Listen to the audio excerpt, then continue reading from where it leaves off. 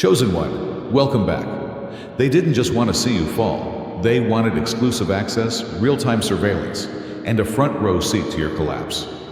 Some of them even smiled while setting alerts for your name, waiting for the notification that you finally broke. Elon? He saw more than that. What started as just data turned into divine disruption. What was meant to be tracking became witnessing. Because here's the twist. They were monitoring a downfall, but what they captured was a resurrection. They thought they were spying on your ruin, but they were watching a rebirth coded into your very DNA. You weren't dying, you were downloading. Now, they're the ones sweating. Psychological research calls it schadenfreude, a backlash. They wanted to smile at your pain, but now your joy is what makes them sick. You rose in places where their technology failed. You healed in dimensions their algorithms can't scan. They're watching your phone not to destroy you, but because they hope, secretly, desperately, that you'll acknowledge them again. They watched your screen expecting an obituary. Instead, they're witnessing prophecy. And now, let's reveal the reality about their phony care, their covert sabotage, and their deranged fixation on your pain. This is noble restoration, not petty retaliation. Because they intended you to be unhappy, selected ones. But you know what? They're the ones crawling now, and it looks bad. Let's get started. First of all, they want your reliance rather than your demise. They genuinely didn't want you to reach your lowest point. That would have been too definitive and dangerous. Their true goal was for you to remain almost fine, just enough to be able to function, but damaged enough to need their assistance.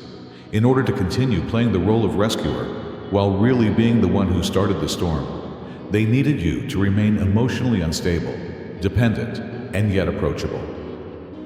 The arrangement was twisted. They took on the roles of fireman and fire. Their goal was to tame you, not destroy you.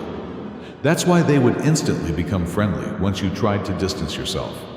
They would suddenly show concern, offer assistance, and inquire about your well-being. It was power masquerading as friendliness, not concern. Their intention was to keep you addicted to their approval, their viewpoint, and their interpretation of your reality, not to see you become better. Are you doing well by yourself? Because you were no longer controlled the instant you ceased to need them. It posed a danger to their whole system. Their masks began to come off at that point. They were afraid of losing access to the version of you they could control, not of losing you. They pretended to be your support system, which is why they fueled your fears. They gained entrance by using your wounds. They discovered your triggers so they could continue to push them when you were overconfident, not to assist you overcome them. They were increasingly uneasy as you developed, not because you changed, but more because their hold was becoming less firm. Look at yourself now. You're standing up, not on your knees. You are no longer defending yourself to those who have turned misinterpreting you into a pastime. They never planned for a version of you that didn't need repairing, preserving, or shrinking. So now they seem lost. What they wanted was your leash, not your demise, and you were brave enough to cut it. They are now pleading for the power they lost when you recovered, not for your partner. Second, you were never meant to become better. To them, your return is a spiritual offense. They didn't think you would return from that. Because of the way it was set up, even you wondered that you would make it through. However, that was the main objective. They made the solitude seem like your fault. The betrayal seemed like a mistake, and the harm seemed to have been unintentional. It was deliberate, silent, and well-planned. They staged your demise to seem as if it occurred spontaneously. But in reality, they were manipulating events from behind the scenes. They were wagering that you would never get back up, not that you would remain down for a time. They didn't simply find your recuperation surprising. It went against their plan. They developed a whole scenario in which you would either disappear or return broken and in need of them. However, you changed the story. They were screwed up by it. Because when someone counts you out and you still win, it reveals their motivations and doesn't only surprise them, it damages their reputation. People begin to inquire. People become aware of the trends. They're anxious now. The tougher, smarter, and more aloof version of you that came out of that sorrow was not what they had anticipated. Because that version of you doesn't require them, doesn't plead, doesn't explain, and doesn't attempt to prove anything. They don't know how to handle it. That variant just coexists peacefully. And to those who need you damaged in order to feel strong, tranquility is poison. The delusion that they were required was dispelled by your healing. They really detest it because, deep down, they wanted you to remain low in order to feel high. The roles are now inverted. They're perplexed, and you're whole. They're loud, and you're silent. They're trapped in the disaster they created, still acting like it wasn't them, while you're free. And you were silent. It's proof, not weakness. It's the clearest indication that you surpassed the whole system and didn't merely survive. They now have no notion what to do with themselves, no access, and no control. Third, freedom scares them. Suffering served as their leash. For them, your suffering was a tool, never an accident. You were easier to handle as long as you were in pain, uncertain and doubting yourself. They felt strong when you were worn out, sobbing yourself to sleep and doubting your value. They gained entrance because of your suffering. They felt in charge because of your bewilderment. Not only were you depressed, but you were also emotionally bound and connected to the same individuals who professed to care about you. And the depressing aspect? Rather than acknowledge that your brightness terrified them, the most of them would have preferred to see you fall apart. And really, they're afraid of your independence in a manner they'll never acknowledge. They can no longer foresee you because you are no longer unhappy. You've stopped being reactive. You're not looking for approval anymore. They are now at a loss for what to do with you because your delight is more than simply happiness. It is evidence that they are not as important as they once believed. Your world no longer revolves around them. They no longer have that control. And the quiet you now bear, it weighs a much. It indicates that you have outgrown them, matured and moved on. What scares them the most is that they used to take advantage of your emotional, erratic behavior, tears, rage, and desire for self-justification. It provided them with fuel. They were well aware of which buttons to push. However, you have now unplugged the control panel altogether. The game is no longer yours. Additionally, they are left to deal with their own mess in the absence of your emotional turmoil. Nothing remains for manipulation. They detest that they can't get to the tranquility you discovered. Everything they did in secret is revealed by the clarity you discovered. That composure they used to make fun of, it's your weapon now.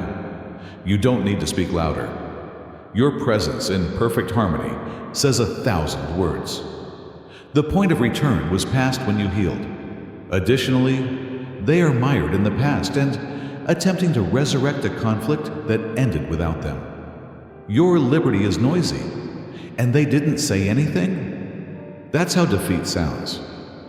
Fourth, they taught others to see you as a damaged vessel. You are now a mirror reflecting their decay. They put forth a lot of effort to influence how others saw you. They made sly remarks, whispered falsehoods, and left clues that made others turn their heads when your name was spoken. Strategic suggestion rather than open defamation. When they said, "She's just been through a lot," they would pretend to sigh. They just needed to mention, "He's not really all there lately," to sow the seeds. After that, they took a step back and allowed those seeds to blossom into whole storylines. They gave the impression that you were too sensitive, too erratic, and too unpredictable. What's the worst? Because it came from someone who feigned to be close to you, some people believed it, not because it was real. They made a show out of your suffering. Every instance in which you fought served as proof. They just said that you were involved in that conflict. but they never explained how they started it. While you seemed to be the catastrophe, they turned into the innocent spectators. It was slow-motion character assassination, not only treachery. They wanted people to stare and murmur at you, not to assist you. Then you did something that they didn't anticipate. You recovered, on the inside as well as the outside. You ceased over-explaining, reacting, and attempting to persuade others of your identity. And your radiance came back in that silence. Nor coerced, nor phony, simply genuine, indisputable, and firm. You got clear. You didn't simply grow better. And that clarity put them in jeopardy, since now their lies are being used against their current selves. People are now perplexed and beginning to doubt what they were told, since they don't understand how someone as grounded, smart, and full could be who they described. Since the truth always triumphs over illusion, it doesn't add up and shouldn't. You were attacked, but you were never broken. You're not only a healed person now that you're back, you are a reflection. And now what do you reflect? It reveals to the world who was concealed behind the mask the whole time. The fifth is that they made your rock bottom without realizing you would use it to construct your kingdom. They believed they were going to kill you. Every action, deception, and betrayal was intended to bring you down to a point where you could never trust yourself again. They want your erasure, not just your suffering. And they were so cunning and well prepared that you even wondered whether you were to blame. They excavated the hole that deep. However, they were unaware that you were doing more than just sinking. You were delving inside yourself, into a depth that changes rather than destroys. Where others would have drowned, you learnt to breathe. No one called, so you sat quietly. You wept in places nobody could see. Something old inside you awoke somewhere in that loneliness. Something they couldn't kill, touch, or control. You grew strong instead of only discovering it. You were becoming stronger as others snickered at your breakdown. You were laying a foundation, something they would never comprehend, while they circulated tales of your failure. Your birthplace was what they believed to be a burial. The individual who fell into the hole did not crawl out of it. You emerged stronger, more self-aware, and less reliant on their acceptance. And they are frightened by it, because you are currently sitting on the identical throne that they attempted to bury, which was constructed using the same rock bottom that they intended. They wanted you to plead for crumbs, forgiveness, and assistance. Rather, you returned with calmness, strength, and presence. They didn't anticipate that. They neglected to remember that seeds grow in the dark because they were too busy laying the foundation for your collapse. How about you? You become something impenetrable, rooted, and wild. You changed, not just healed. They don't recognize the version they believe they could destroy when they look at you now. And truthfully, the sweetest part is that. Sixth, your quiet was heavenly guidance, not a sign of failure. They assumed that by remaining silent, you had given up and were too helpless, overwhelmed, or lost to resist. Your silence served as proof to them that their strategies, the manipulation, the exclusion, and the gossip, were effective. They believed they had won. They were unaware, however, that your stillness was a command rather than a breakdown. Passivity wasn't what you were doing. They were processing you. You were sitting in divine strategy throughout those silent seasons, not in defeat. The version of you who emerged on the other side was not the one that they assaulted. They were stripping, sharpening, then stripping that version once again. You were undergoing interior surgery that would change your life forever, but would not be apparent to the outside world. Your quiet wasn't meaningless. It was filled with improvements and decisions. They were losing the ability to control, comprehend, or reach you. You were recalibrating, not inactive. You were being spiritually rearmed, learning to choose peace over pettiness, and realizing that although retaliation is cheap, elevation is priceless.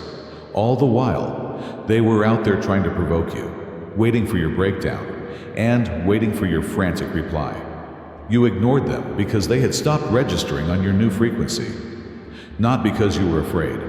They didn't know you had outgrown that version of yourself, so they targeted what they believed was still you. The proof was your silence. You were no longer seeking clarification from those who live on disorder, no longer defending oneself, and no longer rectifying the falsehoods. Your presence was more powerful than any protection you could possibly provide in the new world you had entered. They don't know how you're still standing. Therefore, they're perplexed now, because your voice, your response, your desire to be understood, the weapon they relied on, no longer works. They can't fight what they can't have because you developed. Seventh, they are envious of your tranquility since they want your adoration. They were always presenting a contract, a covert, deceptive agreement, not love. Worship me, and I'll give you scraps of attention. They covered it with charm, care, and just enough love to keep you interested. So at first you didn't recognize it. However, it was always performance rather than genuine relationship. You were taught to see them as the object of desire, to strive for their acceptance, to be appreciative of their presence, and to question yourself if they withdrew. And they enjoyed it because they enjoyed being over you, not because they loved you. They wanted to be your emotional deity, the focal point of your choices, your inner voice, and the benchmark for your self-perception. They sensed that change, that separation, the instant you began to think independently, love yourself, and see yourself without their perspective. You ceased kneeling and expressing regret for being sufficient. You ceased to ask them to confirm what you already knew in your heart. They were shaken by it. They were upset that you glowed up without turning around, not because you left. You raised, not just left. You discovered peace, peace they cannot take, imitate, or fake. Tranquility that results from having a strong sense of self-worth. Peace without begging, chasing, or performing. They are now envious of who you have become rather than what you own. Since you were never meant to survive without them, that was the strategy. You were meant to remain little, bewildered, and dependent on their phony affection like oxygen. But they lost that power because of your healing. Your calm speaks louder than any compliments they have ever given you. And they will never acknowledge that fact. They desire to be revered. However, the control is what they really lack. And now that you're free, that mental throne they created for themselves has fallen. And what has taken its place? You, serene, entire, and totally unconcerned. They are unable to bounce back from such insult. Eighthly, they sought to destroy your spirit, not just injure you. It was more than simply making you weep, doubt yourself, or trip. This was psychological warfare, not combat. They targeted your identity, your pleasure, your sense of belonging, and your core in addition to harming your emotions. Piece by piece, they attempted to demolish everything. Erasure was always the aim, not simply suffering. They wanted layers of guilt, uncertainty, and emotional weariness to cover up the true you. They wanted you to lose all sense of your value to the point where even you would no longer be able to identify yourself. They used the long game, which included subtly making fun of you while seeming to be concerned, supporting you in public but undermining you in private, and gradually eroding your self-confidence until you were living in survival mode and doubting every idea, instinct, and action. They intended to rewrite your story so that you trusted their version of you more than your own. Not only shatter your heart. That is a spiritual hit job, not treachery. However, they overlooked a timeless quality in you, something divine that is impervious to manipulation and mental warfare, something older than the agony. Your soul was remembering, not with reason or evidence, but with a profound, unwavering understanding that you were never supposed to be broken. While they were attempting to emotionally destroy you, your soul refuses to forget who you really are, even when they attempted to change your narrative. You didn't just recover, Rather, you were revived by divine recollection, a kind of holy memory that served as a reminder of your truth, your power, and your mission. The type of wisdom that can only be awakened, not taught. They assumed you would pass out and vanish. Rather, you became indisputable, clearer, but not louder. They are now forced to witness a version of you that they cannot comprehend, control, or believe survived. Because this was a return to Genesis, a resurgence from something sacred, not a comeback. You were inscribed in heavenly ink, despite their best efforts to remove you.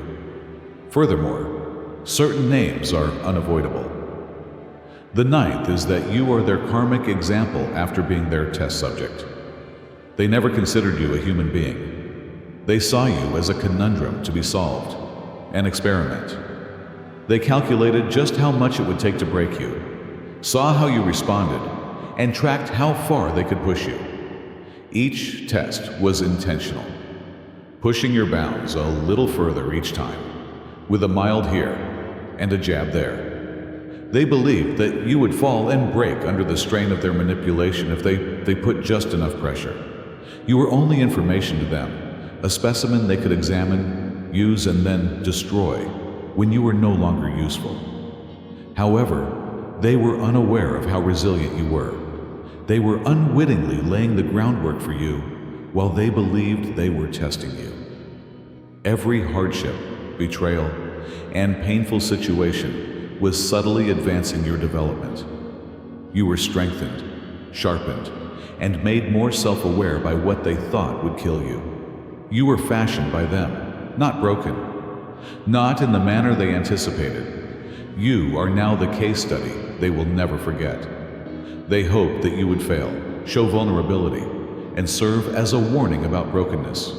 Rather, you are now the exact embodiment of divine reversal.